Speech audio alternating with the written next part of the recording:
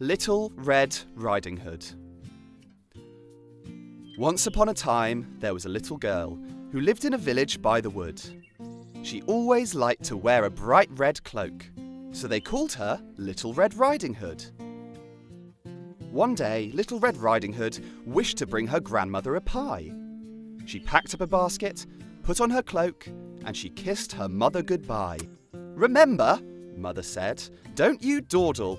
The woods are a very scary place." "Don't worry," Red replied as she left with a smile on her face.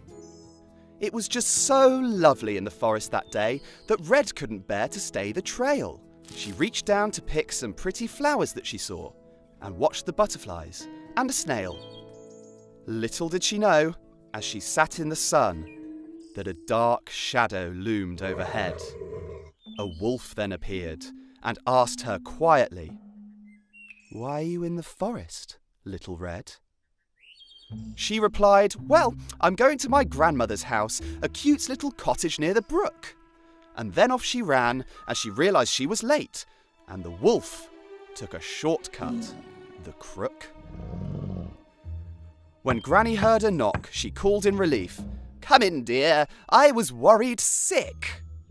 In came the wolf, who gobbled Granny up and gave his lips a satisfied lick. A few minutes later, Red knocked on the door. Come in, she heard her Granny call. When she walked inside, Granny looked quite strange. Very hairy, ugly, and tall. "Granny," she cried out, "what big ears you have!"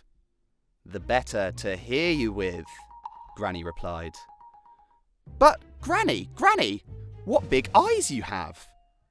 "The better to see you with," the Granny lied. "Granny, what big teeth you have!" Red Riding Hood cried this out in fear. The wolf gave a smile, wearing Granny's clothes. "Well, the better to eat you with, my dear." The wolf leapt out of bed and opened his mouth. Red Riding Hood, she ran away and howled, "Help me, there's a wolf after me." The wolf, chasing her hungrily, growled. A friendly young woodsman heard her cry out as he was in the forest chopping wood. "Don't worry," he cried, "I'll help you, Little Red." And he ran to her as fast as he could.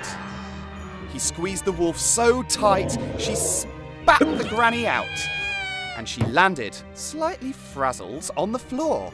The woodsman took the wolf and with a giant kick booted the nasty wolf right out the door. "I was so scared that he would eat me up," said Red to her Granny, who replied, "I know, little one, but now you've learnt your lesson. Listen to your mother. Don't dawdle in the woods, and certainly don't talk to any strangers. Now you know, my dear, your mum is very right. The woods are full of many, many dangers." Then Red and her Granny thanked the kind woodsman who saved them from this very grave disaster, and they all lived happily ever after.